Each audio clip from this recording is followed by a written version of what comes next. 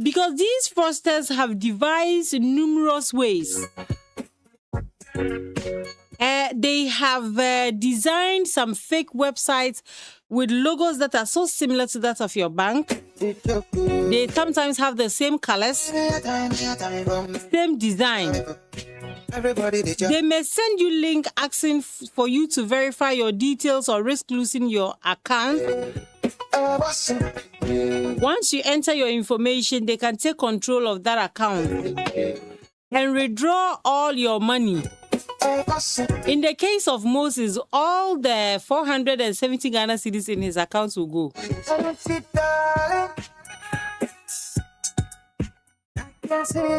So before you click, please check the link carefully. Some fake links may appear genuine at first glance, but there are certain slight differences like extra text, missing letters or numbers replacing words. Others may use long, confusing web addresses or shortened links that may hide the real website. Never click suspicious links. Instead, quickly visit your bank's official website for information or contact the bank directly using its official phone numbers. Shine your eyes. Spot the fraud. Please stop the fraud. This is brought to you by the Ghana Association of Banks. Anybody come. Tuntum broni adan free Ghana.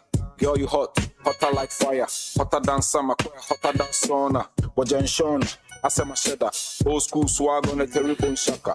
Shami Shada, the punk in the shoe. This is to be. The Parliament of Ghana has passed the Community Service Bill 2026, introducing community service as an alternative to custodial sentences for certain categories of offenders. The legislation seeks to reduce prison overcrowding, promote restorative justice, and provide offenders with opportunities to contribute positively to society.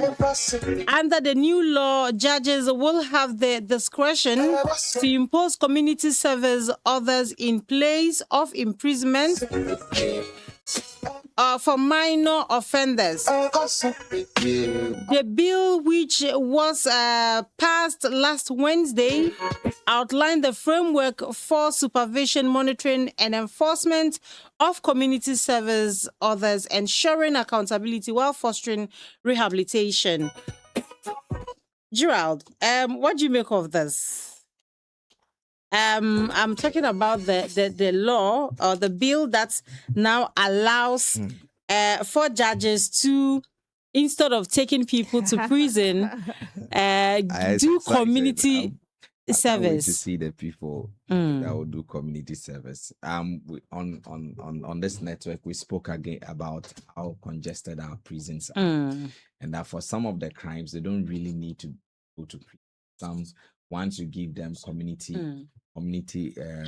service. All right, so let's go on the phone line and speak with Honorable Inusa Fuseini, the former Tamale Central MP. Good morning to you, sir, and thank you very much for your time this morning. Good morning, and thank you for having me, Omo. How are you? I'm fine, thank you, sir. Yes, to start with, what do you think necessitated the passing of the Community Service Bill? Well, the Community Service Bill has been long in coming. I mean, I remember when I was ranking member of the Constitutional, Legal and Parliamentary Affairs Committee of Parliament in the 7th Parliament, discussions were far advanced in introducing another sanctions regime or the implementation of sanctions against convicted criminals. And we had discussed it to some level before I left Parliament. So I'm happy that it has come finally in the light of the day. It's simply on three different legs. One, to decongest our prison services. Our prisons. There are a lot of inmates in the prisons, and the prison conditions are not humane enough. And so you don't continue to send people to overcrowded prisons and expose them to the dangers of prison life. That's the first. And number two, deterrence, and in the form that when people are sent to jail, some will spend the whole time in jail. Communities where they come from, people might not know that such a person is in jail, and then he comes back and he still engages in those activities. So when you sentence somebody to a term of imprisonment, and then you commit the term of imprisonment to community service, then he will be serving the community in which he has been convicted. You will wear the prison uniform and serve the community, clean the gutters, weed the grass, sweep the markets, and those things. And so people will know that this is a convicted criminal. So if you don't want to see yourself in that situation, you better run away from the commission of a crime. The third one is that some sentences are too small. They are misdemeanors in law. They are small offenses, minor offenses, and then stealing of plantain. Stealing is an offense, but a stealing of a plantain or yams, or might get somebody to be sentenced to 2 years imprisonment, and then the 2 years that person will serve in that prison will be more than the cost of the plantain and a cost to the state. Because when a person is sentenced to a term of imprisonment, the state feeds him, all of us feed him, and then the offense for which he had been sentenced to do that term of imprisonment would be far lesser than the amount of money that we are going to spend on that person. So these are the things that agitated the mind of the policy drafter to see whether we could introduce community service instead of prison term. Beautiful idea, beautiful bill by all standards. Definitely going to save us from spending more than we used to do. But what type of frameworks should be put in place in the area of supervision and monitoring? How are we able to implement this to the latter? There's already a framework, sort of. You know, when people are sentenced to a term of imprisonment, in the last few months before they are released, they are normally sent out to do some works. I think you see them in the Upper East region. Yeah. They go out to do some work. So there's that framework. The prison service exists. So the prison service is going to, in collaboration with the social welfare department and other agencies of state, are going to collaborate to ensure that this thing is implemented nicely. And even all of us, I mean, you see somebody who has been sentenced to community service, if he doesn't go to work and the prison officers who supervise him don't supervise, or the community services or community development agencies who are supposed to supervise don't supervise, you as an individual have a responsibility to report the conduct of the state institutions to the relevant authorities. Now, my concern is we are talking about overcrowding of prisons. By extension, these people are not going to go to the prison. Are they going to be housed? Are they going to come from their homes? They're not going to be housed. How is it going They're going to come from their homes. Do we have enough mechanisms put in place to prevent them from running? To where? I mean, people sometimes run away from the law. Even in prison, they try to break out. Yeah, but because this is a matter that we all have agreed that we need to decongest our prisons, we all agree that we don't need to spend too much money on offenses that clearly are way below the money that we spend on them. And three, that we need the prison officers, the prisoners to work. We need them to work. Our jails are choked. The garbage is piling up, waste is piling up, and we need them to work. We need to put them to work. And you understand? So if they run away and there's a broadcast or there's public notice that somebody has run away from community service, all of us will have a duty, a civic responsibility to ensure that we look for that person and send that person back. And actually, if you run away or attempt to run away and you are arrested, your sentence will be doubled. Have we looked at an area of logistics where these prisons officers will be well equipped? Because definitely they might have a meeting point before they are conveyed to wherever the actual work is going to be done. Also taking into consideration, all of them are not going to be from the same house. So definitely people are coming from different angles. Is it an area of interest, equipping prison officers well enough to be able to execute this work? Now that the law has been passed, it's left with the implementation. And what we are talking about, what is on implementation? And so the government and the Minister of Interior will put in place a regime that will ensure that prison officers and all those who will be involved in this exercise will be adequately educated and trained to be able to handle these prisoners. What role do citizens have to play in making sure that this is done and done effectively?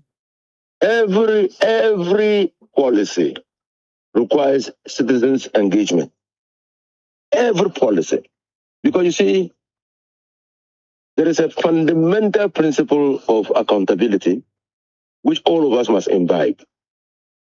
That we have rights over the state. We have rights. You in Upper East region, you have rights over the state. And these rights give you the power to demand accountability. Why do you demand accountability? Because it is your resources, it's our resources that will be used for the implementation of your policies.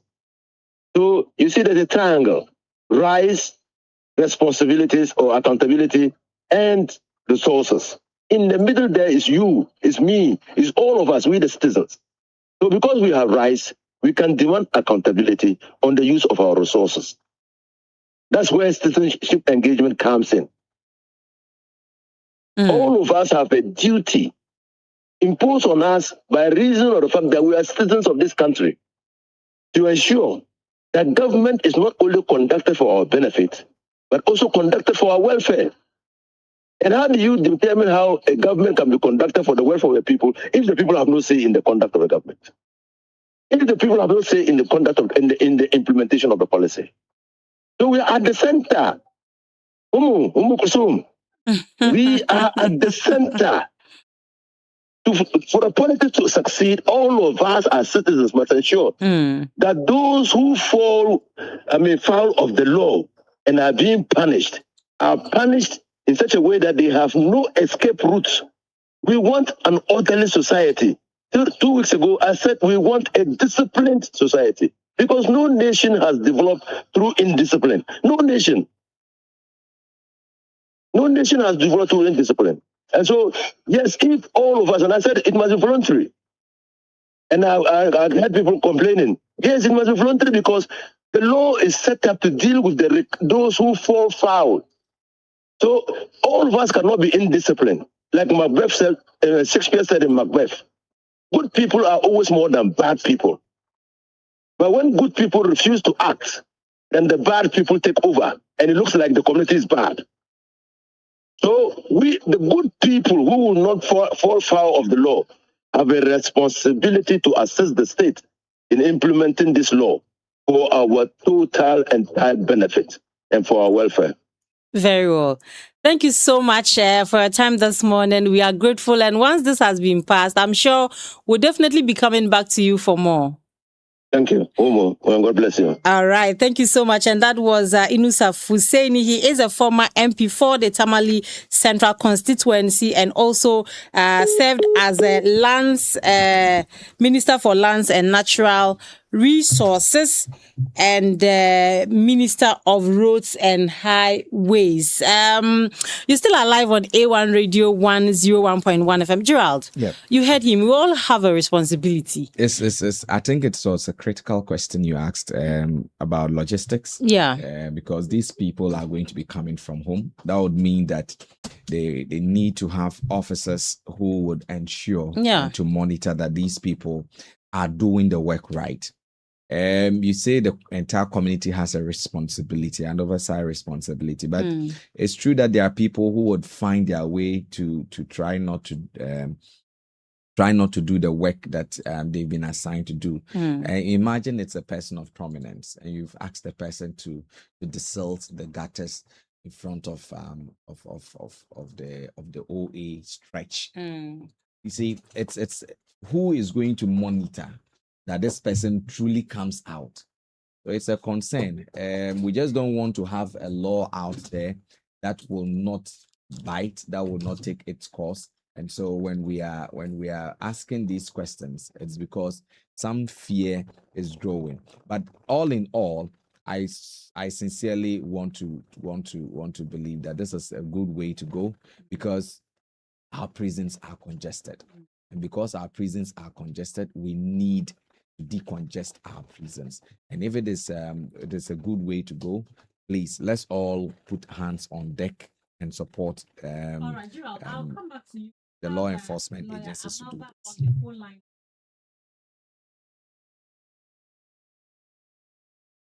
Good morning, lawyer, and thank you for your time this morning. Good morning to you and to your listeners. Thanks for having me. Sure. This morning, we are discussing the passing of the Community Service Bill. We thought that you are a very good resource to reach out to hear from you. Basically, we want to know what you make of this. Well, it's a landmark legislation in the sense that it seeks to reform and change our sentencing policy in this country. First and foremost, it is supposed to decongest our prisons. That's the main reason. And it is applicable to only offenses whose sentencing is 3 years or below. So it's not for all offenses. It is for minor offenses. You come to think of it, government spends so much feeding these people whose sentences are just 3 years and below, and the offense they have committed is not so much a grievous offense. Somebody plucks another person's mango because he's hungry. That is stealing. So such an offense, minor offense, can land that person in prison. The government will have to spend money feeding that person for the next 3 years if they actually gave him the maximum, which is 3 years. So it will help government conserve money. It will also help. So people say this community service bill, because the president has not yet signed it into law, the parliament has passed it, is a law or a provision for the poor. This is for the poor, because most of those who commit these minor offenses are the poor, the vagabonds, those who through no fault of theirs they have no home to sleep in. Through no fault of theirs they are hungry. So this is for the poor. Most of the offenses that the rich people commit, they don't go about committing these minor offenses, and in law we call them misdemeanors. So I think it's a good law. We were just talking to the Honorable Yunusuf Hussein, and I asked about implementation and what specific role all of us has to play. Again, I'll come to you with that same question. In the area of implementation, how do you think prison officers should be resourced to be able to execute it to the latter? There's going to be, the law establishes the community service secretariats. So that is going to be a bureaucracy, an establishment, an organization that will be focused solely on community servicing. So, but I know they will be using the prison service as well. But it tells you that there's going to be a specific office focused solely for this community service and service sentencing. Now, I have raised a disadvantage also, which is that there are, and then what I didn't add was that you are going to be sentenced in the community in which you committed offense. So if you committed offense in Bolga, if there's a prison there, if you are going to engage in the community work, you do it in Bolga. Now this brings about stigma because people know you in that community already. So the tendency for people to escape because of the disgrace that it will bring to you is high. Are you following? Yes, please. Uh-huh. Let me also add something. if you are sentenced to community service, you work daily 4 to 8 hours a day for a period of 6 months continuously. So because of this, there's a likelihood that such people would attempt to run away. So we need to see how those people can be traced if they actually did that, to run away.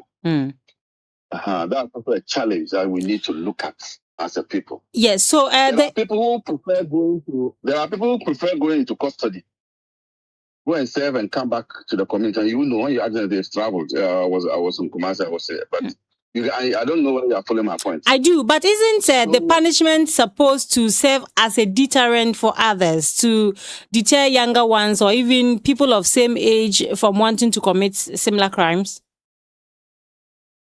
Yes, but I'm talking about the individual, how he will feel and how he will attempt. Okay. Even though it's a lesser punishment, it's a lesser punishment compared to the custody, but the stigmatization that accompanies that one may lead to people trying to escape.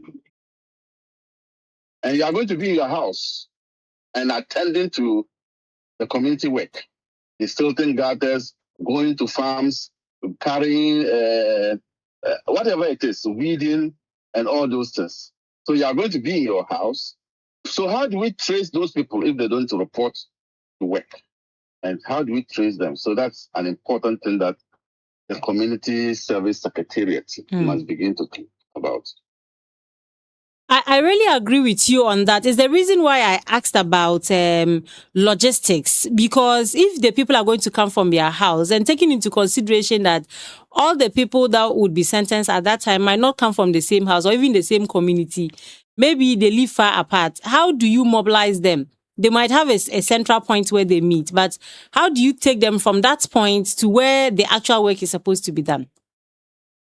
So that is the work of the Secretariat. The Secretariat will come out with, because under the law, where there's going to be an LI, legislative instrument. The legislative instrument gives you the details. The law is broad. The act is broad. If you want the details, the fine details, it will be in the LI.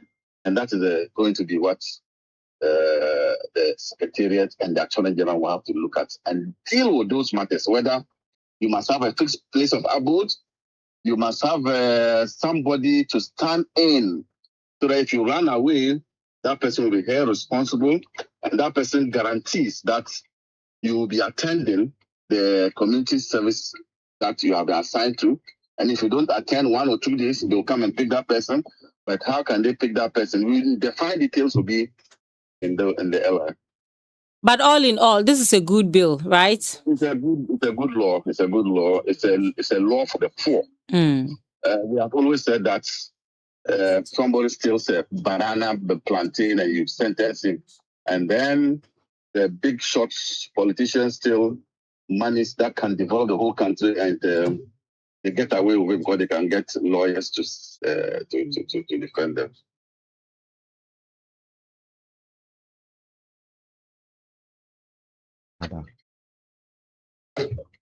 Hello. Yes. Hello. Yes.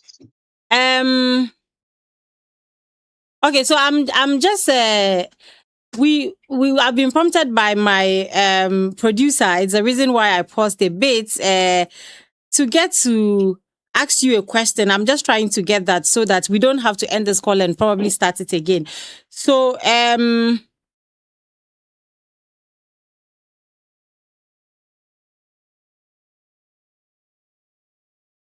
all right. So, lawyer, we might have to end it here and maybe put you through, because I'm getting a bit confused regarding the subsequent responses my producer wants to get from you. But basically, we just want to say thank you for making time this morning to speak with us. We are grateful, lawyer. That's fine. Thank you. All right, sir. All right. So that was lawyer Abraham Amalba, who is the acting director for the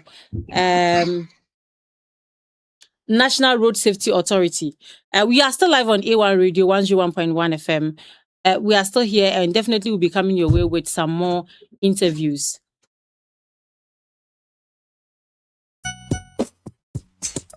It's DJ Breezy on the beat.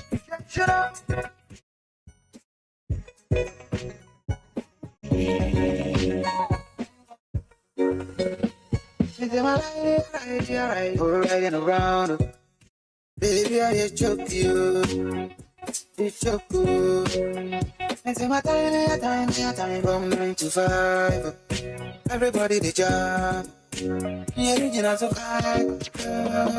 I was so I was so I want a boss. I got a boss. I was so I was so I want a boss. Got a boss. So fit, darling. I can see you in the mood tonight.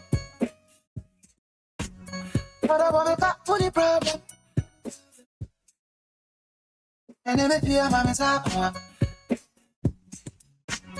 the free bloom, the free twist that I have. It's super slow. I was slow. The free bloom, the free twist that I have. It's super slow. I was slow.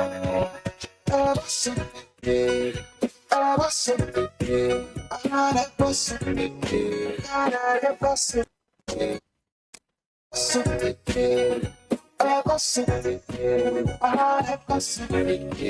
all right, you're still live on A1 Radio 101.1 FM. Papa, anybody come. Tuntum broni, adan wufri Ghana.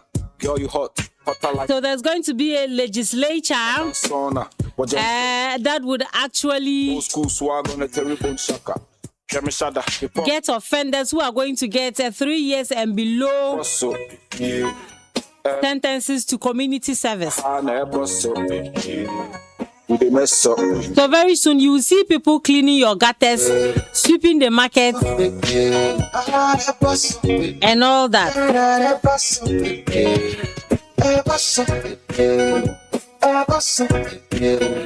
On the 27th of June and the 9th of July 2026 at about 4 p.m., armed men suspected to have come from the Ghana Armed Forces stormed the Sok community in the Talensi district of the Upper East region.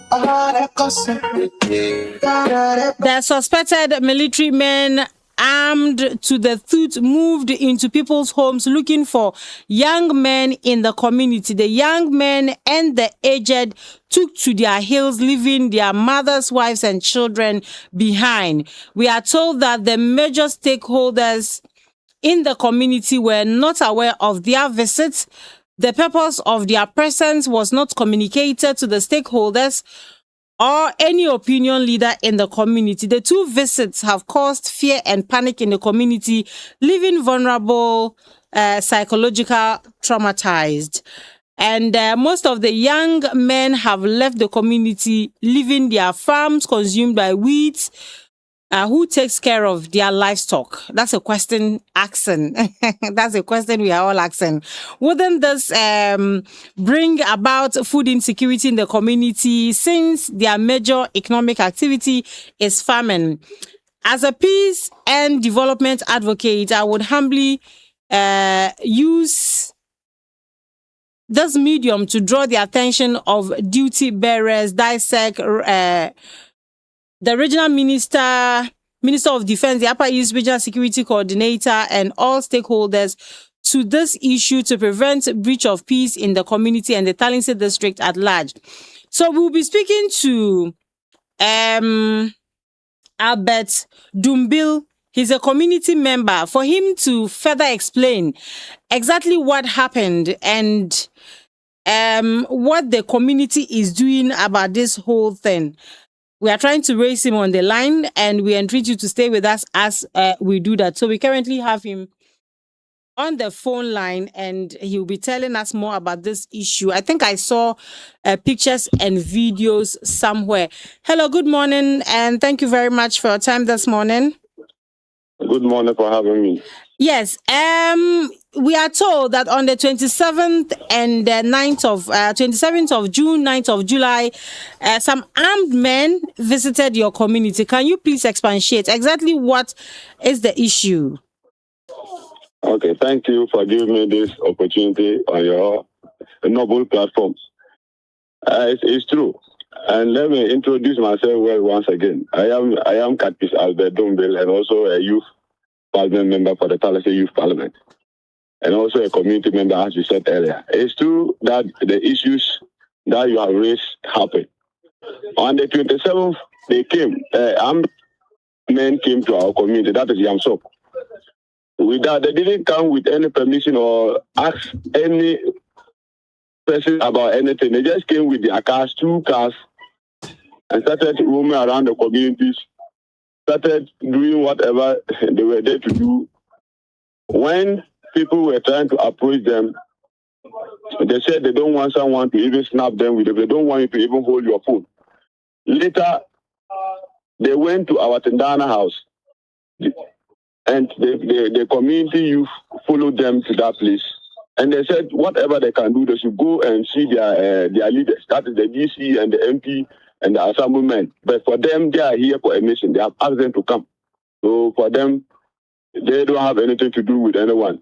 Anytime they say they should come, they will come. And whatever they come and they are going to do, they will not care to do anything else. So let me get you right. The armed military men said to the community members when they were approached that if they have any questions, they should direct those questions to their MP and the DC. And that they have been asked to come. They have been asked to come. That is their rule. And to come and do what? They said their machine is at our place, and they have seen that the community people are disturbing the police around. So that's why they have asked them to come. And for that matter, if they don't want the machine to be there or they don't want a problem to be there, they should just talk to the DC and the MP. If not, that if they see any disturbance, when they come, they will not ask, they will be beaten, and they will do whatever they want to do. So on the 9th, they came again. And when they came, now they started and they were not entering people's houses. It's like they were having some intel about certain people or certain individuals. So they started entering, they will come and just walk to a house, search inside, open rooms, leave that one. So when because of that intel, the youth also has some information. So they also ran away. So when they came, they could not get any youth to beat. Because the way they were chasing the people is like, when they get you, they'll beat you. So all the youth ran, leaving only the women. And they told the women that they should not snap any picture. And they told them that they don't even want to see them roaming around where the Katna machine is, where they are doing they want to do the perspective. And the woman asked them where the machine is the community land. The land is not for sale. No one sold the land for you. So if you say that no one should come around that place, then that means you are not saying anything. So please, for the benefit of our listeners, I want to really appreciate this. So there's a machine. Exactly what type of machine are we talking about? It's a machine. I cannot tell you the actual the name. I don't know the name of the machine, but it's a machine they use to do their perspective. It's more or less like the one they use for drilling the borehole. So it's a machine for the military or for a mining company it's or a what? machine for a Katna company. Okay, very well. Perspective, yes. Understood now. Please go on. So they told the women that they don't want people to go around that area, and if they see you there, they'll beat you, and no one will do them anything. And they went to the community, the houses, searched the houses. After when they did not get anyone, they came and they left. So when we tried to ask our DC, because he said he don't have any idea about it. You ask the Assamuman, he said he don't have idea. Meanwhile, when you approach them, they say that, oh, you should find out our DC or MP, they are those who can talk to the and now when you ask them, they are also denying. So now we don't even know the actual person who is bringing such military people to be coming to the community, where the community has no war, there's no confusion, there's no any conflict in the community. And we have been seeing military day in, day out, causing and panic in the community. Even yesterday, one of your colleagues came from West FM to also ascertain the issue. He was there and he went to where the machine is to also see it with his naked eyes to actually understand the issue. When he went there, after that he came to down to the community site. He was there and one of the military car came. And we told him that he had seen the military. When they came, they didn't greet anyone. He came and stood the car and we were there. We didn't say anything. Then he just turned and left. We were there and our also came.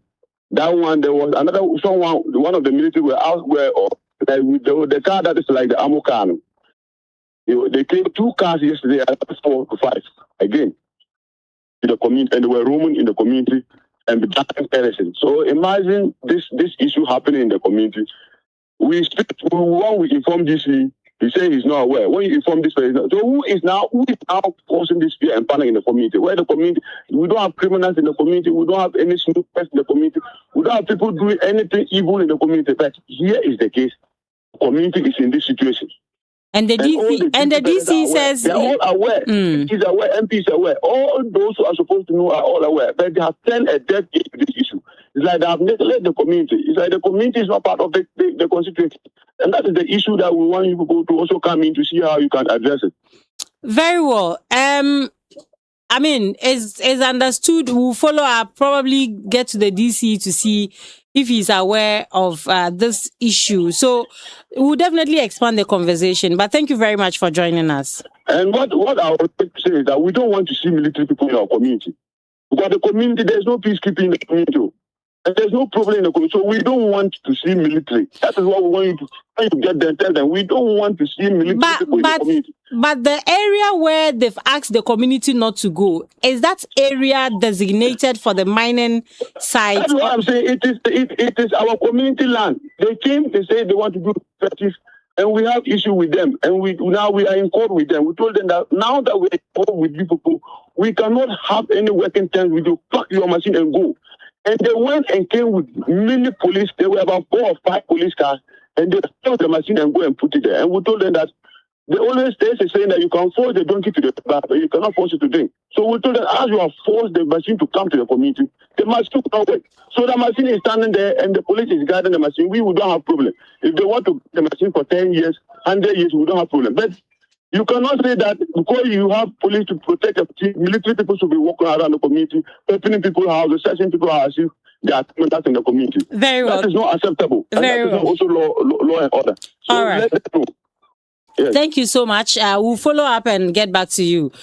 So those are some of the issues we are picking this morning, that a community in the Talensi district of the Upper East region called Sok is complaining of heavy military presence in their community, and they say that they don't have war in their community, so they don't want military men in that community. We'll definitely follow up, probably get to the DC to know if he's aware of this, and if he is, what is he doing about it? You're still live on A1 Radio 101.1 FM. Please stay tuned in.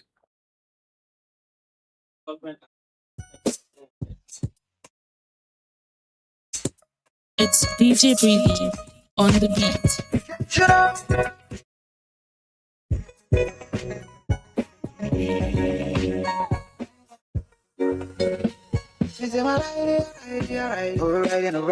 All right, so we have Solomon TTB on the line, and we are going straight to, he's a development advocate in the Talensi district of the Upper East region. Good morning to you, sir, and thank you very much for your time. Yeah, good morning, madam, and good morning to your cherished listeners. Yes, this morning we are looking at an issue that has to do with military presence in the Sok community of your district on the 27th and on the 9th of July. I mean, what do you know about the issue? Yeah, thank you very much. On the 27th, 29th, and that of, 27th and 9th, I had videos from community members about the presence of the military in their community. I decided to do my background checks, but at the end of the day, we actually don't have better information about why they are in the community or why they visited that community. And according to them, when they come, they go into their homes, they search into, their rooms. Some of the young guys, they chase them into the bush. And because of that, it was a bad spectacle. And looking at precedents and what we have encountered as a country, I decided to put this issue out for a redress. You recall somewhere the first incident in Garu, 24th October 2023, there was this particular military confrontation. They came back on the 29th and unleashed mayhem on the people of Garu and Timpani. And that resulted to the death of a young man and leaving many others injured. Based on this, you cannot just see them and leave it. No one will be certain whether there will be confrontations or provocations or not. If you also recall, somewhere on the 1st July 2021, on Thursday, somewhere around the Wa Enclave, there was this particular military brutalities in the Wa municipality. Many people got injured just because a mobile phone got missing in a tricycle, and the mobile phone belongs to a military officer. They went into the community, unleashed mayhem on the people, beat them up and all those things. Subsequently, you have the Chief of Army Staff, the then Chief of Army Staff, General Thomas Opong Pepra, visited the Wa now and apologized profusely for all those things. But you ask yourself a simple question. Would that repair the injuries? Would that restore calm and all those things? No. If you also recall, somewhere 2021, 29th June thereabout, 2 people were shot dead in Ijura. And what was the reason? People were demonstrating in protest of the killing of one Kaka, that is Ibrahim Mohammed. And at the end of the day, they shot 2 people, leaving many others injured. People sustained various degrees of injuries. So looking at all these things, and even yesterday or just this week, you realize that the NIMOS shot someone. The Small-Scale Miners Association of Ghana are demanding for the interdiction of the officer who did the shooting. And these are even people lawfully executing an exercise, yet they felt the shooting wasn't the best. I am raising this issue because no one can be certain whether there will not be provocations at the end of the day. No one will be certain whether the community will not one day have issues with the military. And when it happens, we, those around, we are all, in Talensi, Nabdam, Bolga East. None of us is safe. And you know that peace is something that is the foundation for every community to strive, for every community to flourish, for every community to grow. And for you to have development, there must be peace.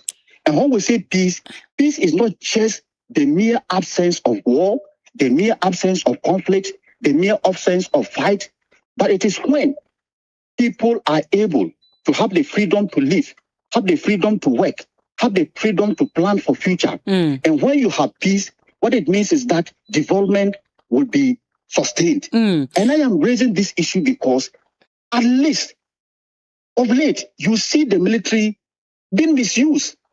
Because I have not heard of any conflict. Not to cut you short, but have you, tried to ascertain the essence of their coming to the community? Maybe from the DCE, the MP or relevant authorities, or even the military themselves. Have you been told why they visit the community? And that is why this you are engaging me today. And that is why you have a bigger platform to engage those people. And that is why we are putting that issue out there. At a time they say, see something, say something. Sure. For you to be a responsible citizen, we must all take this issue up. Peace is a shared responsibility. None of us should undermine the relevance of peace in our community. And that is why I am saying that for you to give that respect to the military, when they are in to execute a lawful exercise or operation, best practice demand that at least you engage the community. Tell them your mission. Tell them why you are there. There are chiefs, there are tendanes, there are opinion leaders, dinners, mangaziers, youth leaders. What prevents you from engaging these people to tell them why you are in and to give them the assurance that you are not here to harm them? But you get into the community, people are running helter-skelter, people are fleeing away from the town, you are chasing young people into the bush. We're in a farming season, and you know the major economic activity in Talensi is mining and that of farming. So their farms are being consumed by weeds. Their livestock, who takes care of them?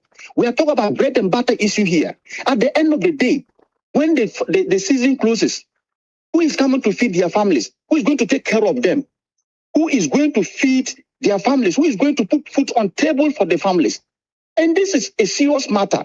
Nobody will guard the military. Nobody will disrupt the work of the military because they are coming from a state institution. And they are there to ensure that there is peace in the country. But if you look at the internal security, that should be squarely under the police service. And if you look at Article 200 of the Constitution, the police are mandated to maintain law and order. And I don't think that police officers have gone to the community where they are being attacked. And if you go in there and you are doing this, we don't know when there may be provocations. And because we have ever recorded incidents in Wa, Ijura, and Garu, and many other parts in this country, I felt there is the need for us to put this issue out there so that it will not result to similar situations like that. Very well. So, yes. We are making efforts to get the DCE. And so let's do that. We'll end it here with you. But in my earlier conversation with another community member, he indicated that they were told there's an area where a machine has been installed for mining activities, which is causing all of the visitations. But we would want to expand. We would want to add more substance to the issue to really understand, especially, I mean, the DCE has the security in that district. So he should be able to tell us if he's aware of those visitations. And definitely we'll get back to you for us to see the way forward. All right. On the issue of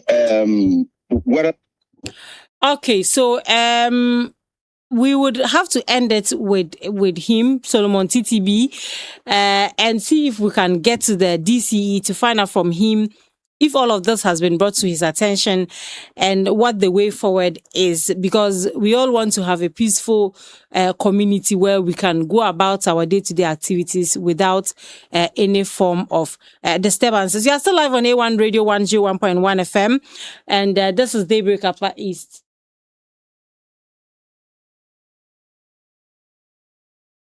All right, so we have the DCE on the phone line now. Good morning to you, Honorable John Mill, and thank you very much for your time this morning. Good morning for the time given me to the people of Upper East. All right, so Honorable, we have had complaints from a community called Sok in your district that they've had two visitations from heavily armed military men, suspected military men, they choose to say, both on the 27th of June and on the 9th of July. Has this been brought to your attention? Yes, good morning, and thank you. Good morning to all the listeners of A1 Radio today.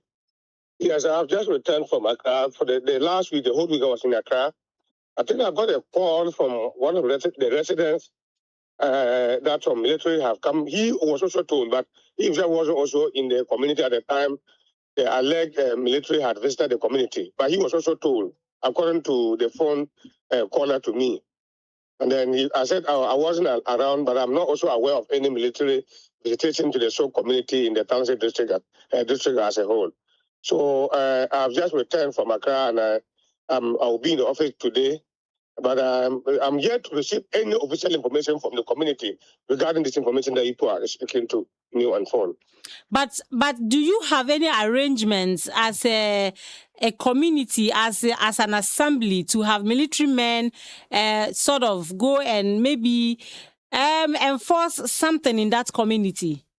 Not at all. Not at all. As a district chief executive, I don't have any knowledge of any military to take action on anything in the Talented district as of now. I don't. So what's your line of action? What do you intend to do from now? Once you brought it to my attention, I have to make inquiries to know who are they and who brought them and what is their mission in the community.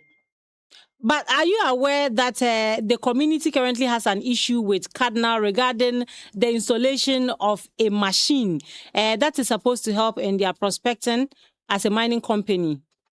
Oh, yes, I am aware that Cardinal have been there for the past 10 years. They have not come just during this government. Cardinal have existed in the Souk community for the past 10 years, if I'm not mistaken. And I'm aware that somewhere last year, the 10th of last year, the community had a confusion with the company, and then some properties of the company were destroyed in the community. I'm aware of these things. And what steps are in place to resolve this? Because in the conversation with one of the community members, we are told that the military is asking them to stay away from a certain designated area where this machine is installed. So that is one point of the story that you are just telling. And that I've not been around. I've just returned from the national capital. I would have to also, and I also to have not also received any official information from the community regarding this one too. But that's one point of the story. I will also make my inquiries and know exactly what, like I said, who are they, and then who sent them there, and what is their mission in the community.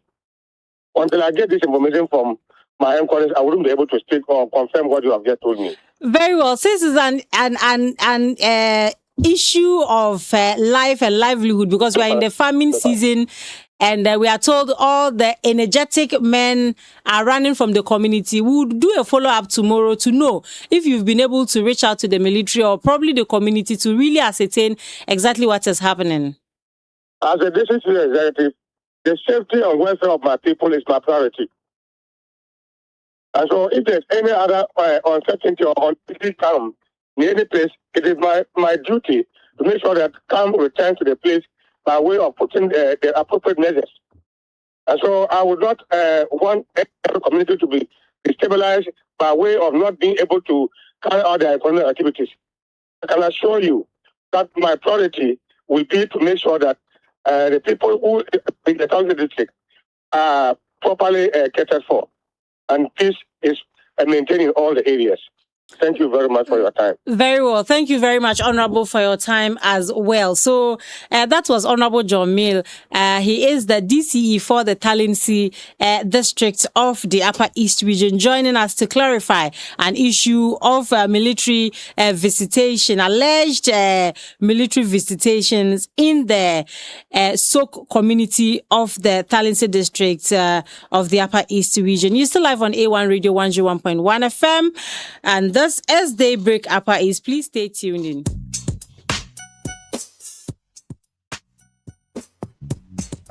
It's DJ Breezy on the beat.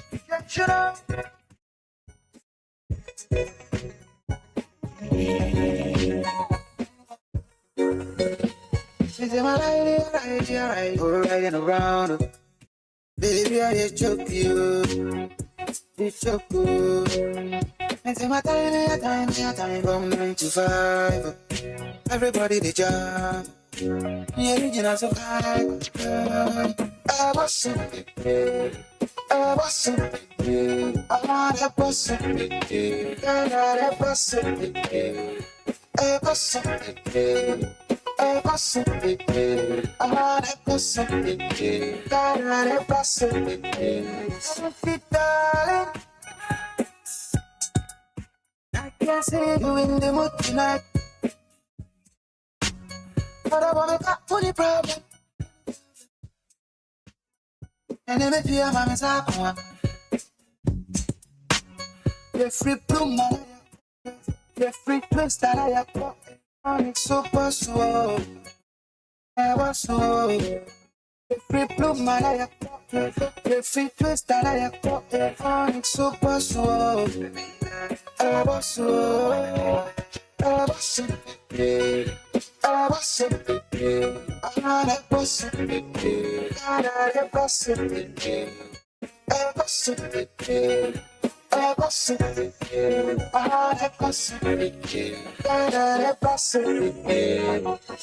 Obapa, anybody kama kama. Tuntum broni, adan wufri Ghana.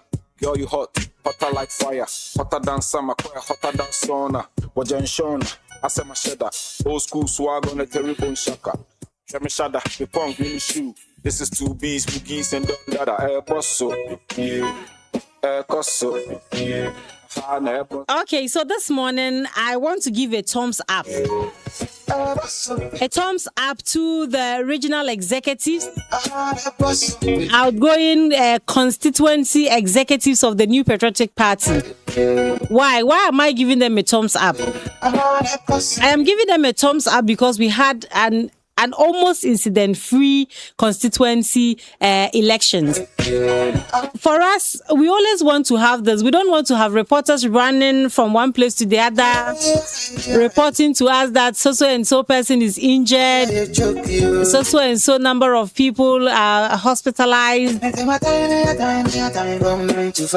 after exercises of this nature. So it's our prayer that when it's time for the NDC, same happens. On Saturday, the New Patriotic Party conducted its constituency executive committee elections. And A1 Radio, like you know of us, when it comes to elections, we usually have an interest because we want to give our listeners all the details. We know they can't be at all the places. And we know our listeners have things to attend to. So we take it upon ourselves to be at the various voting centers to bring you up-to-minute information. We've done that at district assembly elections, party level elections, general elections, and Saturday's elections was not an exception. We have Dr. Daniel Ziba.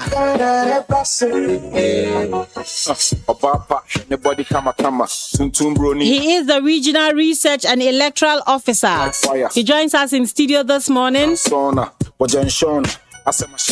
Old school swag on a terrible shaka.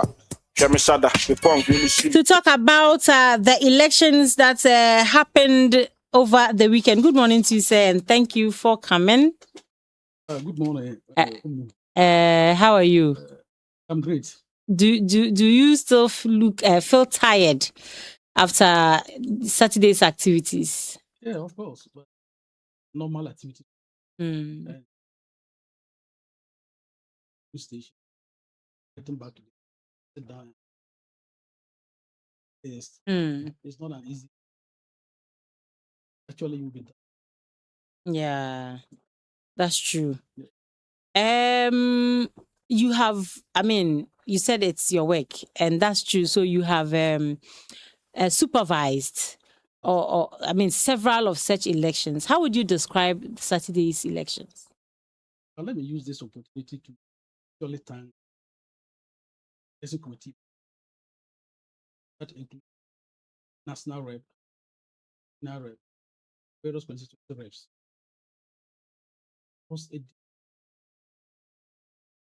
Having seen how stressful of the betting and the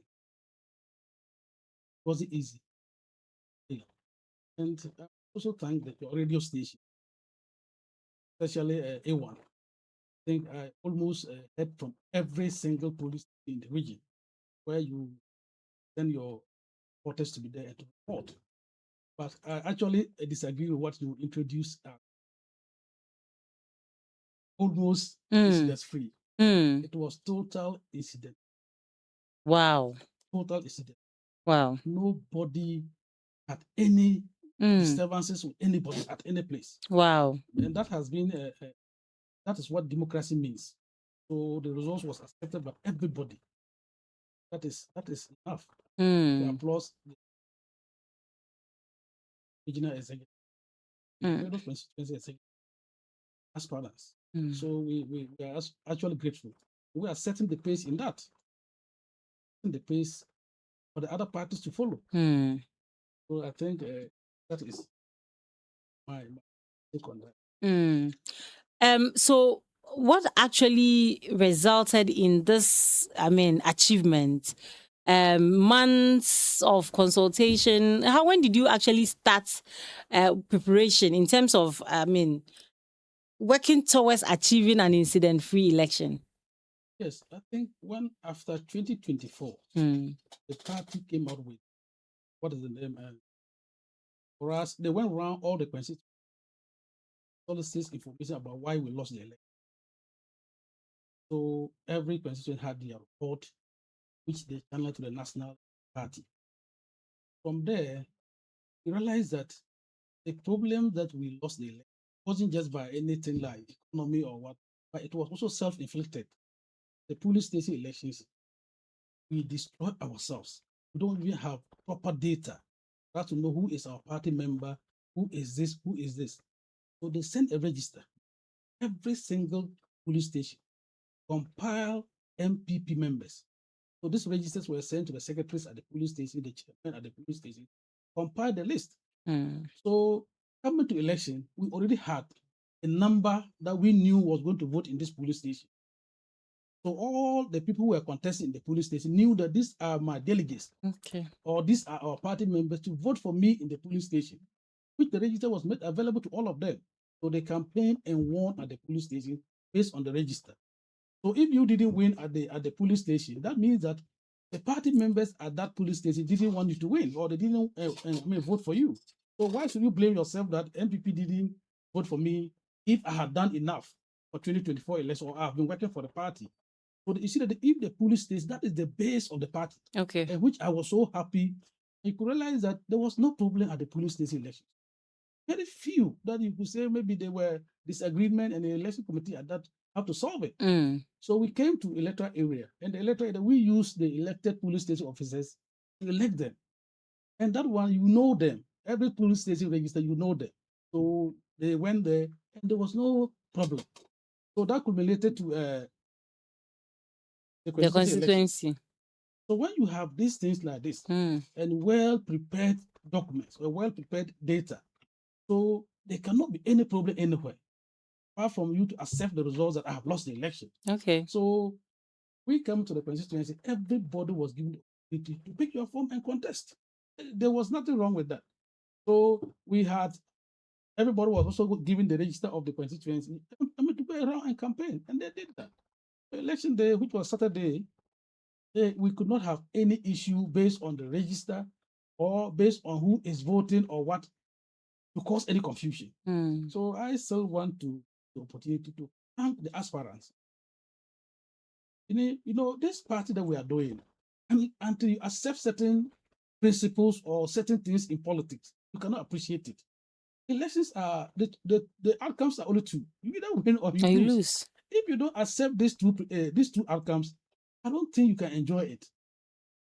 So if you are going to contest, and immediately you file and somebody pick a form to file with you, to know that the outcome must be two. You are winning or you are losing. You are going unopposed and nobody contests with you. Then that's fair enough. Mm. So you, the one who have lost the election, you may feel pain. I mean, that is normal. That is normal in every situation. But you should not let it be because the outcome was already known in your head that I'll lose or I'll win. So if this thing has come to me, what will I do? I'll try and take it. Prepare for next time. I've seen people, they have lost elections. Maybe they contested for deputy something or assistant something. They have lost that place and even rise to become chairman in the next election. So it's not, party work is about patience. You have patience for it. And so I want to urge all those who have lost, actually have a second thought, come to themselves and support the party. You are not supporting those who have won. You are supporting the party. Nobody will come and ask if you win your parliamentary seat there. Nobody will come and ask, it's only the constituency executive they won the seat. No. If you are visible in the campaign come 2028, people will notify you, oh, this person lost the election, but he's doing A, B, C to the party. And if you have any intention to come back and contest it, you come back and they'll vote for you. Vote for you. So nobody should sit back and think that I've lost the election, let them have it and let them do this. Mm. And this one too is to urge the elected officers. I think that they should be a little bit dating. Okay. They should accommodate who are paying intensely with them. Mm. This one is not about it's internal elections. Okay. So winning doesn't make you anything. Win an internal election is the outcome of the national election that we all want. Yeah. But if you're a constituency executive and you don't win your police station, you don't win your constituency, what is the need of that? Essence. Mm. So they need those who have lost to be able to come in and support them. The most interesting thing is that we have about 404 aspirants who were qualified to contest, and the position available was about 165. When you do, it means those that have elected and those who have lost are even more than those who have been elected. So when they gang up against you, the elected officer, where are we? Yeah. So it is very important to acknowledge that people wanted to serve as many as 403. There were even more than that, but some were disqualified. Mm. Because based on that, the people who were elected are far less than those who have won. Yeah. I mean, are far more than those who have won. Mm. So we need to actually accommodate them at every constituency. Call all the people who went around with you and lost the election. Call them to sit on the table and you discuss what the party want to do. Okay. And we're good to go. All right. In the Nabdan constituency, for instance, they were able to talk among themselves and they had 5 of the positions going unopposed. What did that mean to you as the regional research and electoral officer to agree that, okay, I have my ambitions, but I put it aside, go unopposed? I think that's the most important thing. You see, internal elections, democracy. Yeah. But democracy is not, it's not supposed to be everything has to be contested. So when I heard of NABDAB sending unopposed data, I was wondering, I said, wow. Because as much as 5 of them out of 11. So that means only 6 were contested. Yeah. And if you look at that contest, some of them were not so, let me say, keenly contested. You see, and the figures are showing that even though they contested, but the gap was so wide that there shouldn't have even been a contest. So I think that should be what we should be looking at the next future. How we can process ourselves and agree on certain areas, people to go unopposed. Regionals should do the same, nationals should do the same. Media you pick from to contest, then somebody see you as an enemy. Okay. Your supporters are fighting each other. Your opponent is fighting you, and you are level allegations against each other as if it is something that is with the NDC. It's not like that. So NABDAM had this, and I think NABDAM had some who went unopposed. I think Bolga here also had one who went unopposed. Bolga East. I think I'm not sure somebody went unopposed. But I think that in all, NABDAM had the highest unopposed candidates. Yeah, that was very, very, very good. Okay. I want us to look at representation of women. You had the data. Yes. In all, the 400 and something people that contested, how many women were amongst them? Yes, obviously, we have our women organizers. I didn't tabulate. Okay. I wasn't part of the election committee. Okay. So I could not reach out to get that data. Okay. See how many women. But obviously, every position contest, the women organizer was part. So in all, the 15 were there. But the number that were contested at the constituency, I haven't gathered that data. Okay. But we have one lady contesting as the chair lady. In Talency. And she won. She won. Yes. But most of the positions where the women were so many contesting their position. About 4 or 3 contesting for the same position. Yeah. Women organizer. We used to have. So what's your take on the issue of women, sometimes very competent women, overcrowding at the women organizer when they could equally contest for treasurer, secretary, vice, and all that? Everything, all the pushes. See, our part of the region and politics, we are yet to understand the thing that certain positions are reserved for men. Okay. I mean, it's not true. Certain positions are like Ghana. If a lady picks a form to contest the presidency, they like what Her Excellency did. We don't go in the way. Yeah. You see, we haven't come to terms to understand these things. But when I saw that the women they were contesting about 3, 4, I said, Abba, why can't you, one of you, go and contest secretary? Go and contest president. Go and contest youth organizer. Go and contest this. All of them. Are crowding They're crowd at the same position. women organizer. Women organizer. You know, when you do that. But who even said that it has to be a woman that has to organize the women? Oh, I think that one we have had men taking forms to contest as women organizer and they disqualified them. So that they, but that could be the fact. Yeah. Why? When you say a woman organizer, it's not necessarily the woman must occupy the position. It could be that a male can occupy it, but rather organize the woman properly. Yeah. So I don't know what the constitution will say, but that is how I see it. Yeah. Now, you realize that the lady who won at Talensi. Yes. Nobody would have given her a dog chance that she went against men. 2 men. Yeah, 2 men. I mean, very strong, vibrant men who have served in the constituency for years. Yeah. But she won. And that was the first time contesting the chairmanship. Yeah. So I think that for the next coming elections, we should look at that. The women should be able to balance it. I saw one lady winning youth organizer, a lady winning youth organizer in one of the central region or so. I was happy. Young girl winning youth organizer, which is not possible here. All the youth organizers are men, and they appoint their deputies as men. So the entire regional setup is crowded by men with only 2 women there. Is it something you would make a conscious effort at? Because we have more women voters than men. Yes, I think it's about 52. So, I mean, as a party, are you looking at deliberately encouraging, especially when you identify women that have potentials, deliberately encouraging them to put themselves up? Because what I know about, putting yourself up for leadership, it's actually not an event. It's not a day's work. You need to start preparing the person before. Is it something you intend to do as a party?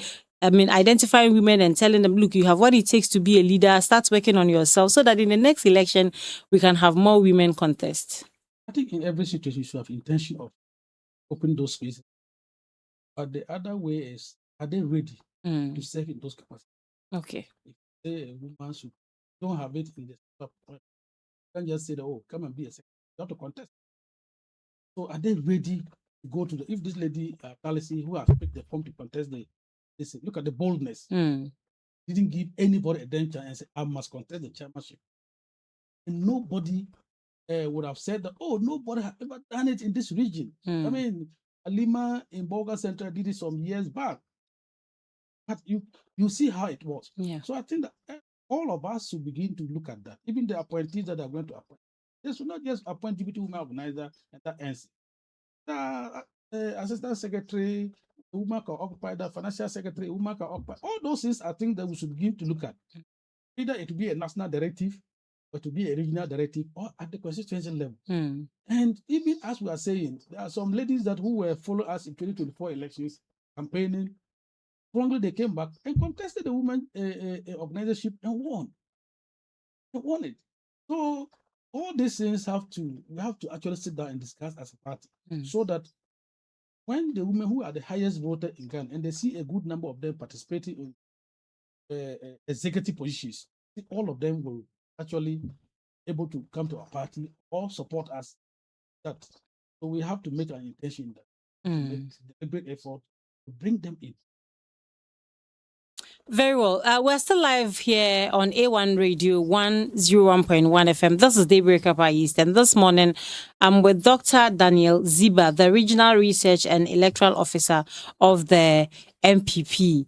And he's here to help us look at the elections of constituency executive committee members of the MPP in Ghana as well, and especially in the Upper East region. The successes chalked. We are told that there was no incident at all. It was an incident-free in the Upper East region. We commend the MPP for that. Let's progress a little. So the constituency elections are over and not entirely over because the election of deputies and all of that will take place, right? Appointment, sorry, Yes. will take place. What do you expect to see in that? You already mentioned that some women could be appointed. Yes, of course. Mm. I think that let me say that some questions they went on group, which I sometimes don't even like it. There's nothing you can do about it. When they go on group and they win, they want to appoint everybody from their group, which I don't see why you should do. But now that they have won, you have every right to make the right decisions for yourself, party, for your regime of the 4 years. So why you just go and pick people who cannot do the party work as others would have done this? Just because they belong to your group? Yes. So I think that it is time for them. I think by today and tomorrow, they'll let us have them. I will urge all of them to sit down and plan properly and pick people who can work for the party. And if women are there to serve the party, they are ready to serve, why don't you appoint them? Apart from the women organizer and the deputy women organizer that you appoint others. Let them serve as financial secretary, let them serve as deputy youth organizer, let them serve as what is the name of a Nasara organizer or deputy organizers, and that will be okay.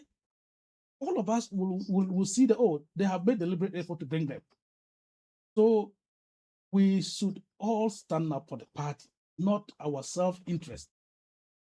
So I think that we are almost done with our party structuring like that. The major ones done. What is now left is just the regional elections and the national election.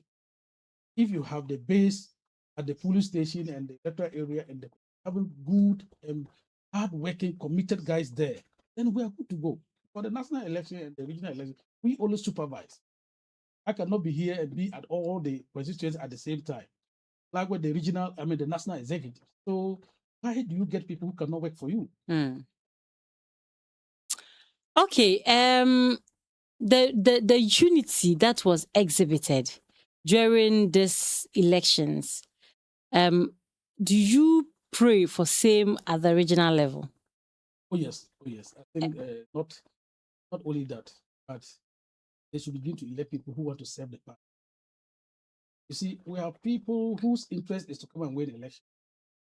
When they win elections, they get back. you even see them until the 4 years. So, but they should begin to look at how these people come and serve the party.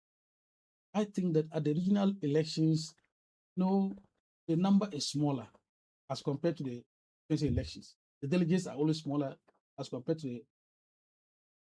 We have to use the constituency elections and other bodies like TESCOM and the other ones to support in that election. There are not always many. So you see so much, there isn't so much difficulties. But I think that they should come and look at people who want to do the party work. So that 2028 will be a clear cut. It will be they call a penalty work kick. But considering, look at things, I think that it's a ball they have catch onto the spot for that to kick and score. So why do you want to get people who cannot do the work or who doesn't want to win, who doesn't want to do the work, but they can win elections? There are people who, when they go for election, they can win. After winning, you don't see them. That's what we must do. So, is it just an issue of saying it by word of mouth or deliberately? Because you also have a role to play. Deliberately, what structures, and usually it doesn't happen in a day. It has to start from now. Now that this constituency elections is already, you've heard of rumors, of people who have an interest in contesting and all of that. What deliberate efforts should be made? Even if you can let people reach a consensus to let some offices go unopposed, it wouldn't be bad. Because in the Talency, for instance, those that went unopposed, I mean in the NAFDAN, yes. Those that went unopposed, they wouldn't have issues of calling people to say, yes, I know you said this and this, let's forgive each other and go on and all of that. I think that everything has a disadvantage. Okay. So letting people go unopposed, sometimes people take it for granted. Okay. I've seen people who they haven't gone around the to see how difficult it is to win election. When they come back, nothing that They don't even regard the police station or executive. They don't regard the party members. But when you go and you suffer and get it, you treasure it. So I think that sometimes it's good to let people go on. Not all the time. Okay. I think at the regional level, what should we discuss? We're all mature, we're all seasoned politicians, all want to serve the party. Yeah. It is when you check yourself and you believe that this person is, if he was not contesting, he would have contested it. You see, that's the respect we are giving to him. Not that, but you believe that, oh, Mr. A or Mr. B fit perfectly in that, or he can do it more than me. Why should I contest him? Yeah. That would have been but the party cannot take any deliberate Action. decision that Yeah. say that, oh, you don't contest him, you contest him, and all those things. It is you yourself, check yourself properly. And said, oh, Mr. A, B, C is going here. I think if I also go to this position better, or I have to step back, wait for my time to also come. So, in all, the regional elections, we cannot do anything for now. Yeah. Until we have to pick forms on. Yeah. That's the next episode. When you pick form, the other guys are picked. You now know, oh, this person are picked form. If there's any kind of agreement, they can make it, and that is it. People have nursed their ambitions for long. So it would be unfair to say, of course, for all these years you've worked towards this. But people pick form, and the next day they say, I'm not contesting. You see?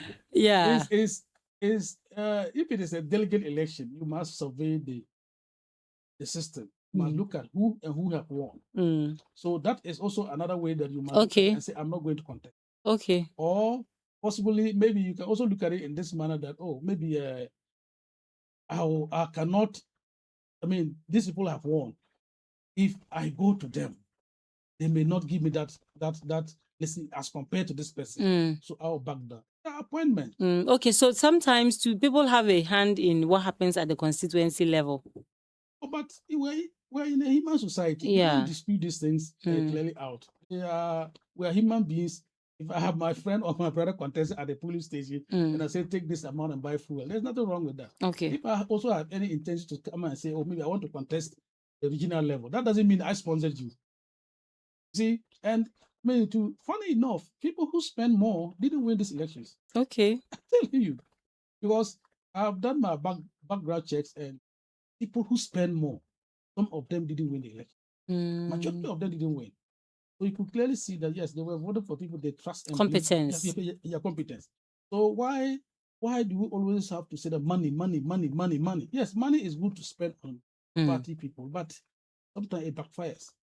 So they want to see a dedicated, committed executive before they can entrust that to you. So if you give them any amount, they did it on Saturday. Go and ask any of them how much is still left in their pocket that they took those monies. Is there anything left? So they said they were giving them water. You are going to be in that for 4 years. Okay. You have taken 300, 200 seats to vote for a wrong person. And you are going to be in that system for 4 years. Somebody who will not organize party activity, he will follow and go and greet weddings and all those things. Somebody who doesn't have the mind to organize the party when our parliamentary candidates are elected, or those things, to organize party events or all those things. Only took 200 seats to get the person there. Then 4 years you are going to be under him. So that is the situation that we have. So okay, attending weddings, funerals, and parties are all parts of the things that we're doing. They are social events. Wow. They are social events. You cannot separate politics from social events. It is difficult. You see, we have our party members doing weddings, they have funerals, they have a lot of things that they do. And this time, you cannot seek to lead a party if you don't attend their events like that. So you must put it in your agenda as a party. At least we are not saying that all the programs should be attended, but some of them should be. Our party should make an intention to attend them, and it's normal. It's not only our party weddings that we attend. NDC People's Party. That when they invite us as a party, we attend. If we as friends, we attend. Their funerals, we attend. So there's nothing wrong to attend those things. Okay. And the political party sees them as people who are supporting the party with either their resources or whatever thing. You refuse. So it's a must. It's a must to attend those social events. And it's the executive that leads those events that have to gather the people to go with them, eat and all those things. Let's yeah, listening to a conversation I'm having with Dr. Daniel Ziba regarding the MPP and its internal elections. So we are just discussing the just ended constituency executive committee elections. When you look at the MPP in the Upper East region and how you do not have even a single seat to your credit, would you say that with the kind of elections you've been able to conduct, that you have what it takes in the upcoming election in 2028, when we have our general election, you can win a seat or more? I think I have a positive thinking in that.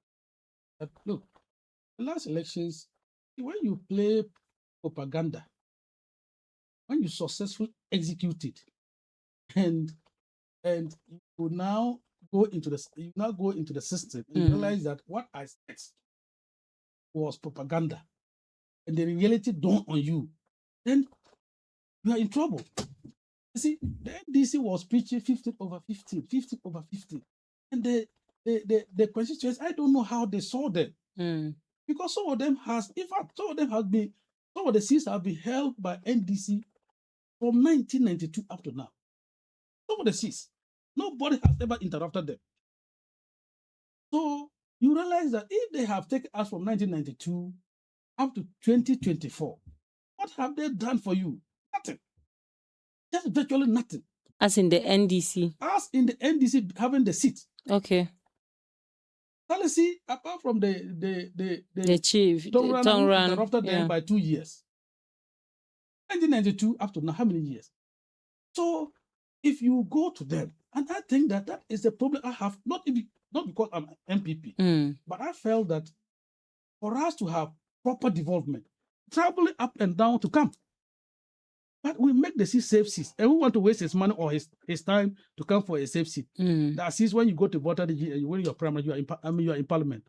Go to Ashanti region, you are in parliament, and you think after I've won my primaries, what do you want me to do? If I go to parliament, what do you want me to tell me? What do you want me to do? I won't do anything. So Upper East, our people here should begin to look at the parties, CPP, PNC, or any other party. At least when they file and finish, they should look at them and see who is more competent than the other one. And you believe that their party chairman, their national chairman, and this national chairman have to confess in Wukogo here that they know that the MPP candidate is far, far better than their candidate. You see how he said the MPP candidate is far, far better than their candidate. He said that. He said that in Wukogo here. But they should vote for their candidate. I mean, why? Why could they have said that? That the MPP candidate is far better, and it's obvious, even though he's in parliament, but it's obvious that the MPP candidate was far, far better than him. Not even Talisi. Almost all of them. But we the Upper East people think that it is always argue that if you say that this is our party, you realize that which of us went and in the NDC went and signed the NDC constitution when they were forming the party. Which of them went and signed it? And you say it's our party. You see, okay, after voting, I will understand because Rollins was from that place there. I mean, Rollins is from that place there. So there's no argument about that. But apart from that, why should Upper West, Upper this will vote for them? You see, and politics is so dynamic. It's so dynamic in recent days. What they have done, what they did for them in 2024, they will see a shock. A shocker. A shocker will come in 2028 because they have done virtually nothing.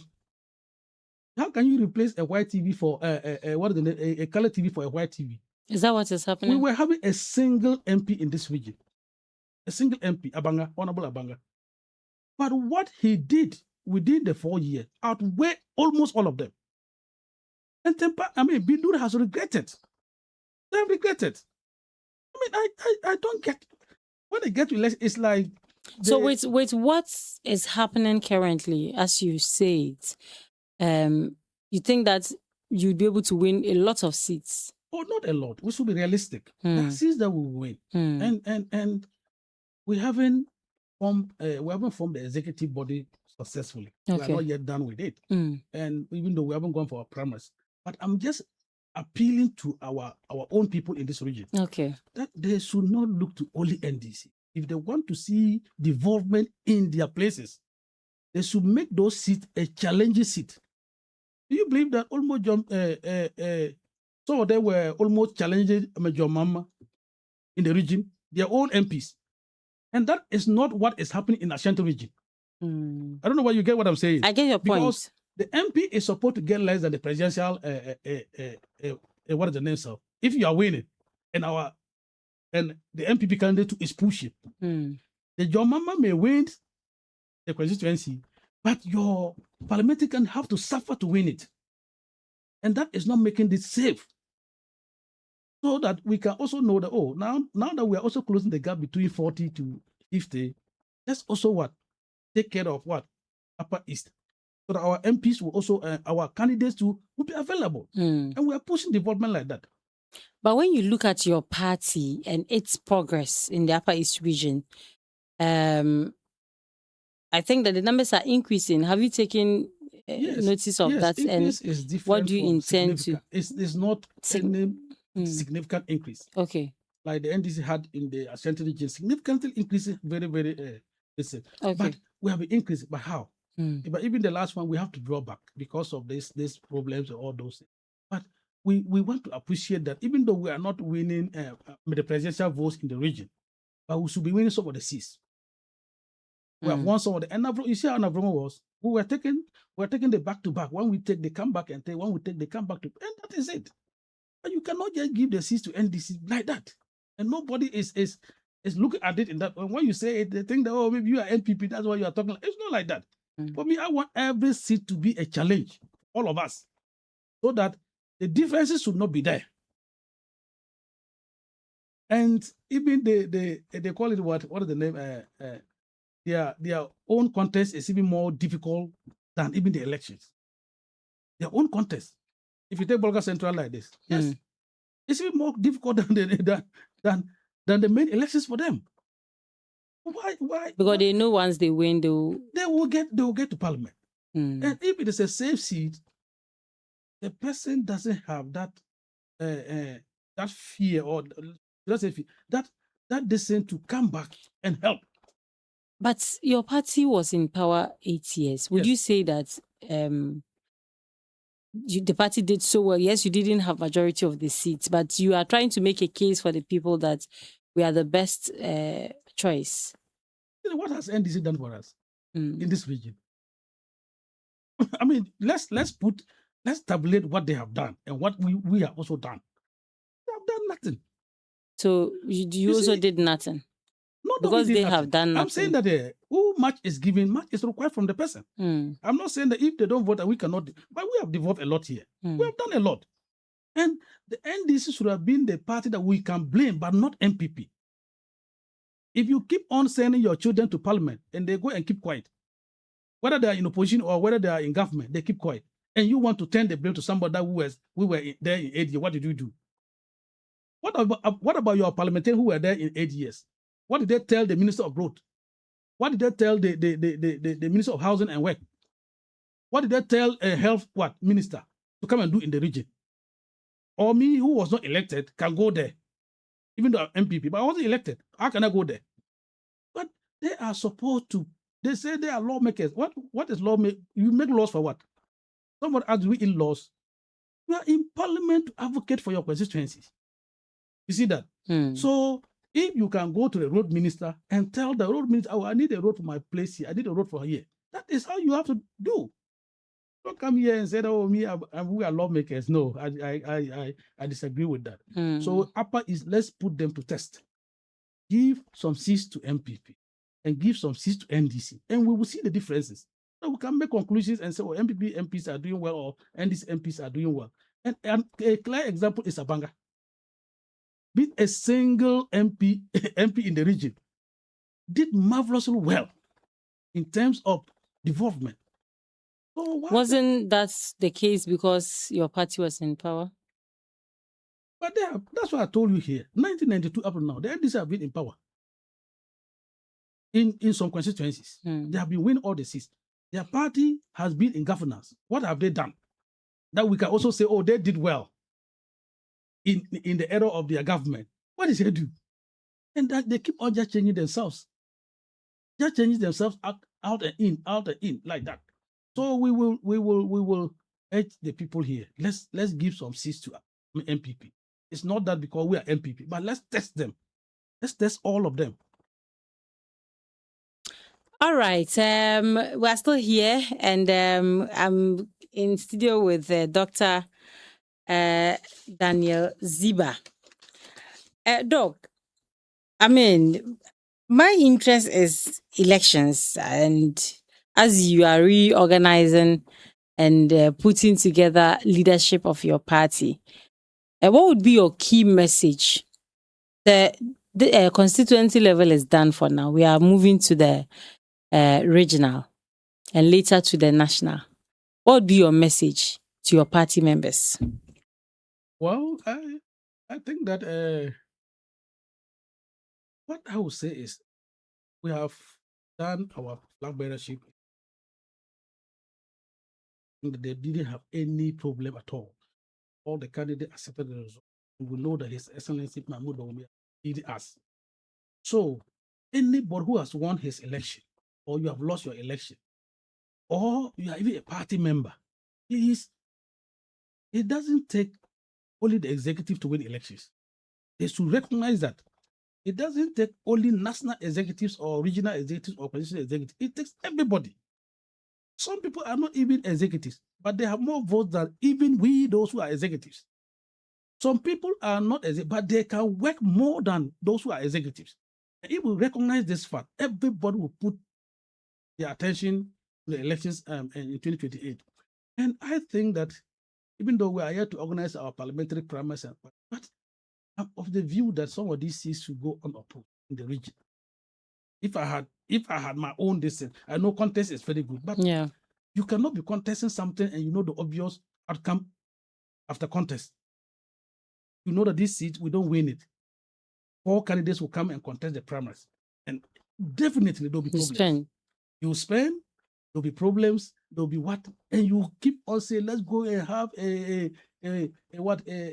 conflict resolution and all those things. All this is waste of time and energy. So why wouldn't you all come together? And you know, some of the seats like this, if they present a credible candidate and all of them back the person can win it. Which seats are you talking about? Can you mention some of those seats? Oh, but it's too early to mention seats that you want to win now. But I think that when the grounds are okay and our parliamentary candidates are known, we will get there. Okay. That's why I told you about DMB. He's winning. But when we are done with the candidate and we did a proper assessment on them and against the NDC, we can also tell what is going to happen. So we are hoping that everybody should put down to the deck so that we can really together to get a success in 2028. All right. I want to thank you for coming. We are very, very grateful that you made time to come and help us discuss your party elections and the way forward. Is there any other thing you want to add, Doc? Yes, I want to say that, I didn't mention it here, but I'm also contested. I've even declared my intention to contest treasurer. Okay. I'm still the research election officer, but I'm testing the treasurer position. Okay. I think that those who are won, those who that will be appointing, they should also consider me as the original treasurer. So we can all work together and push the party forward.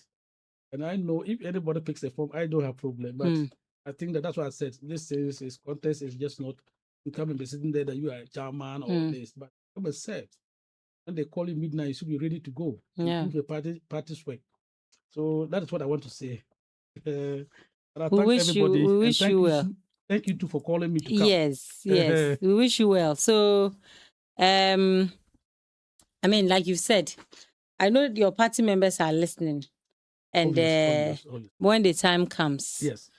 they will probably vote for you. Amen. That's if they see you as competent enough. I am. Not a if they see. If they see you as competent enough, they will vote for you. But we want to wish you well. Amen. And I pray that all that you've said, especially the very positive ones, your members would listen to and heed to. Exactly. All right. We are grateful. And that was Dr. Daniel Ziba. Yes. He joined us to discuss the just ended MPP constituency elections. And it was a very successful elections as the MPP decide to describe it. So we want to say thank you to him and thank you to everyone who made it possible, to all the people that actually consulted to make sure that they had a very peaceful. Once again, congratulations to Ajia Jamila. Ajia Jamila. She won the chairperson position in the Talensi constituency of the Upper East region. They are still live on A1 Radio. Please stay tuned in. We'll be right back.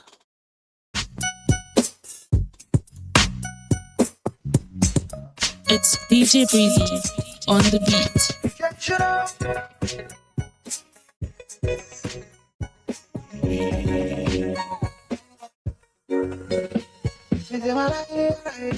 Riding around, baby, I just choke you.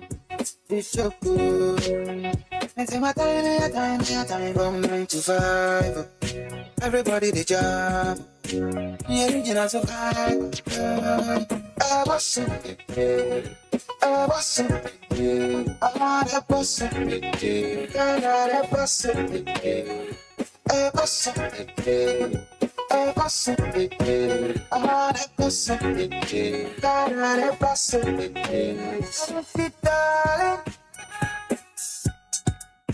I can't see you in the mood tonight. But I wanna talk to the problem. And then if you're my talk one, the free bloom, the free twist that I have got on it super slow. I was so free bloom, I have got the free twist that I have got on it super slow. I was so. I was so all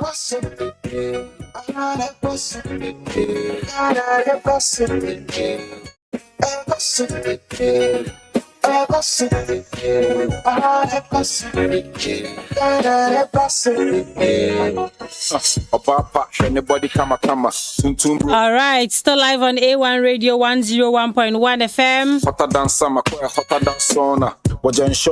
The most uncomfortable situation one can ever find his or herself in is wanting to smile, wanting to express yourself through your smile, and not being confident enough to do so. Pepsodent says that it is here for you. It wants to take care of your oral health. You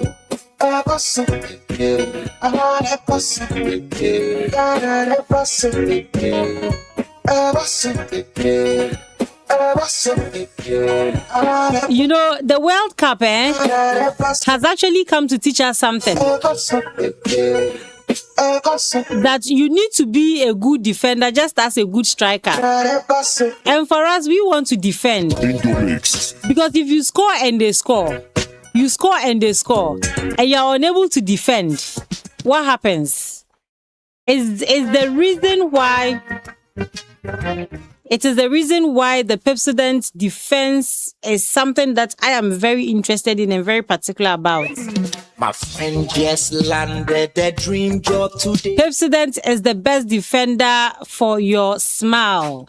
My friend just as football defenders protect their teams, Pepsodent helps protect your teeth from cavities and plaques. Child just learned to ride a bike. My hands don't sleep without brushing. Back from hike. And I repeat, do not sleep without brushing. Them some hype. I'm gonna clap for them. Pa, pa, pa. I win. You win. Never sleep without brushing, no. And if you have to brush, it has to be Pepsodent. You have to use Pepsodent toothpaste. Sing-a-ling-a-ling. Let's clap for harvest. I win. You win. Win. We win. We sing a happy song. Sing-a-ting-a-ling-a-ling. Let's clap for harvest. So yes, make it a point to get your Pepsodent toothpaste. I'm gonna clap for her. And thank me later. And Mrs. just became my good friend. I'm gonna clap for us. My classmates spoke and shared her voice. My sister found love, she made the right choice. Brother shot a Wally, bought a Rolls Royce. And I'm clapping for him. When I win, you win, they win, we win. We sing a happy song, ting-a-ting-a-ling-a-ling. Let's clap for our best.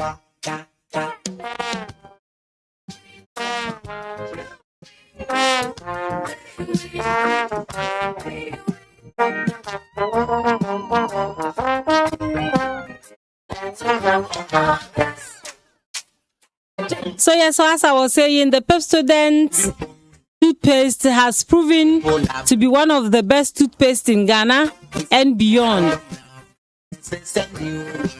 So brushing before going to bed is not actually optional.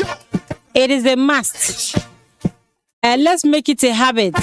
What? Brush morning, brush at night before you go to bed. You win, they win, we win. Because if you don't, you'll have yourself to blame. Ting-a-ling-a-ling-a-ling. Let's clap for us. When I win, World-class defense isn't built in a day. win, we all win. It is not a one-day thing. It's something that happens over and over. Consistent, repetitive training. Me see them Being resilient. see my downfall, but the boy them know the flop. And so if you accept that you want to have a broad smile all day, Zanku, you want your breath to be always fresh, zanku. then certainly you have to choose They Pepsodent. no be God, they want see my downfall, but the boy them know the flop. Me across my hands I chop, zanku. We've seen a number of world-class defenders at the World Cup. Zanku. And you can also be your own defender by defending your teeth against Them germs. boys where they bring the old school to the 21st century, but we no be one abroad. What they do for me I never know. If one As for teeth cavities, we know the mind say a band chimpo you be me walk on through. they can give you all the discomfort that you can name of in this world. I don't So please don't let that happen. cause I did Protect your teeth by using Pepsodent World Cup variant, specially designed enemy see them to help you achieve that. they want see my downfall, but the boy them know the flop.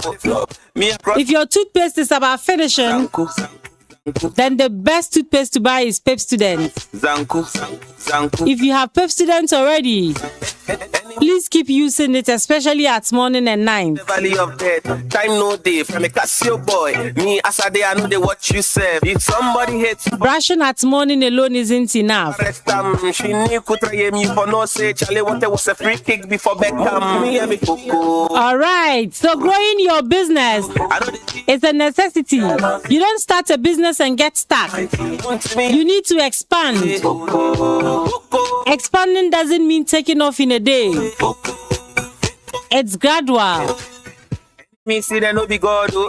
They want see my downfall. and you will definitely need a helping hand at a point in time. Zanku. If there ever is a need Zanku. to get a loan to complement what you're doing at your business, Zanku. Look no further than the SG Ghana's mega loan. They are currently running a promo. So from growing your businesses to completing that building project and supporting education of family, many Ghanaians are already doing mega things with the mega loan from SG Ghana. It's now your turn. With even lower, more competitive rates, achieving your dream is now possible. With the SG Ghana Mega Loan Promo, salaried workers of SG Ghana, listed companies, pensioners, and eligible customers can access support from personal loans, business family commitment, home project, and more. There is still time from now till July ends. Apply and enjoy big loans at small rates. Yes, very small rates.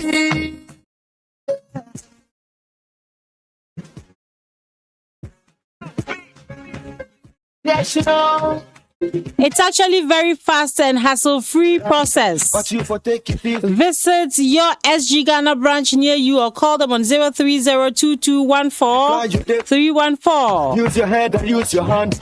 SG Ghana Mega Loan Promo. It's all you need. Terms and conditions apply. Societe Generale Ghana. The future is you.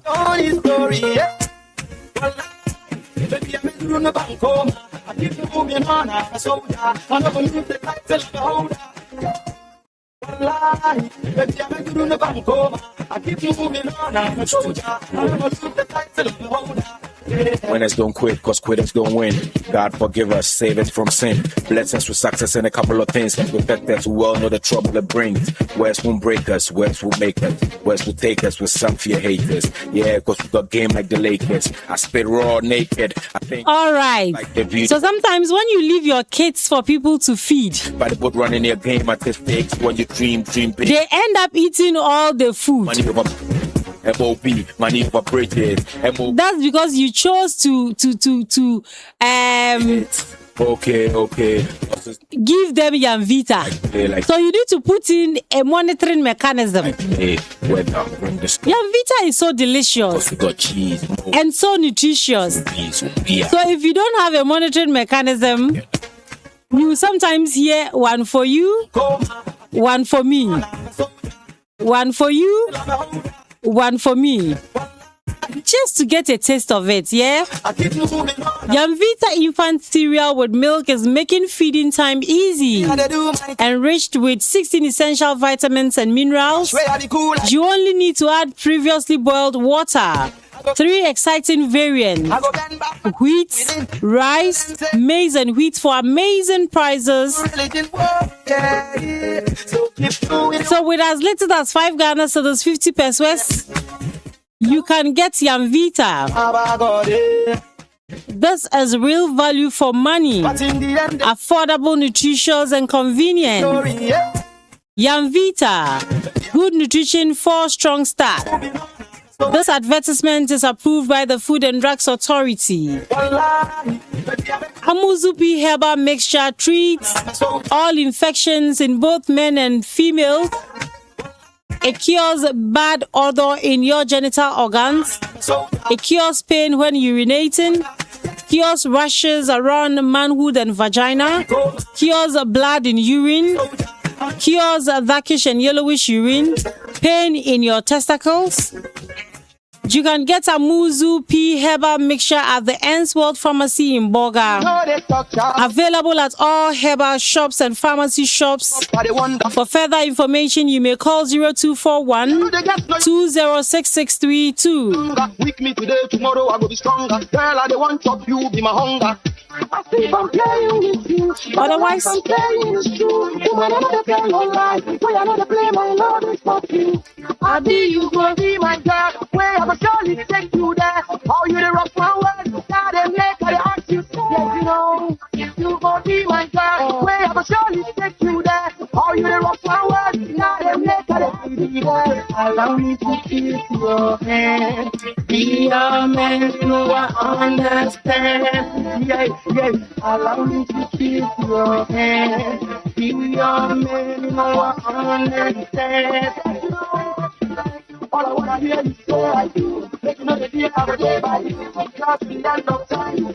I need go be my you. All I wanna hear you say I do. Make you know the day I will day by you. Not the end of time. I need go be my you. Make me do like Fake House. Want to be like Stevie Wonder. You know I'm like thunder to thunder. This nigga is the bumper to bumper. Hey, you see where I'm from? WC, I'm from Nigeria. Come on, you looking at us. All right, so your money deserves the safest home. With Telecel Cash, you are protected every step of the way. No risk, no worries, no long stories. Just peace of mind. Please dial *110# or download the Telecel Play app now for safe, secure transactions. Telecel Cash, the safest choice. Telecel, sende keke.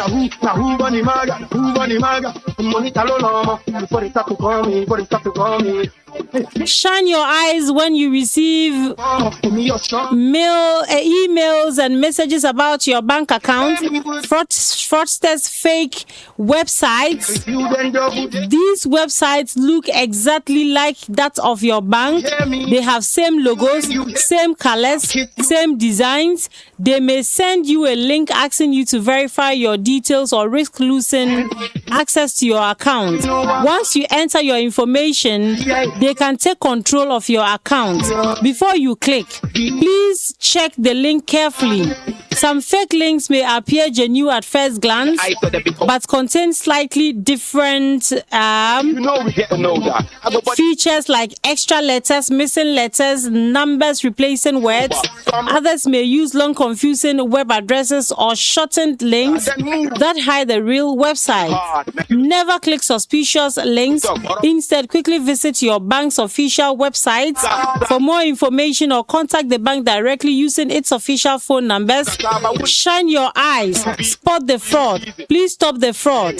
This is brought to you by the Ghana Association of Banks. Allow me to kiss your hand. Be your man, no I understand. On this note, I want to say thank you to every one of you who joined, especially to those of you who joined from 6 a.m. till now. We are grateful. It's a real pleasure and actually a privilege to have you all always locked in and hooked up, listening to every bit of this show. So usually it's myself, Humukusum Tahiru, Bra Kalala Joseph Yaro, Moses Appian, Gerald Asagi, Nelson, with technical support coming in from Abuaji Emmanuel. Together as a team, we make it worth listening to. So yes, today has ended, but certainly we pray for tomorrow to come, and we pray to be alive to see it.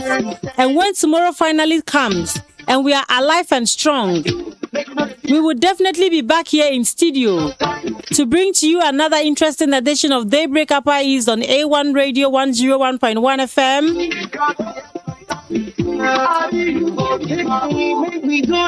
Please stay blessed, stay active, keep working on your dreams. This nigga is the bumper to bumper. Hey, you see where I'm from? WC, I'm from Nigeria. I'm on innocent and a criteria. Where the ears feel like bacteria. Type where I did for Ghana. And like the bulb was invented at the 1001 time, you know, it was tried severally and it was finally successful.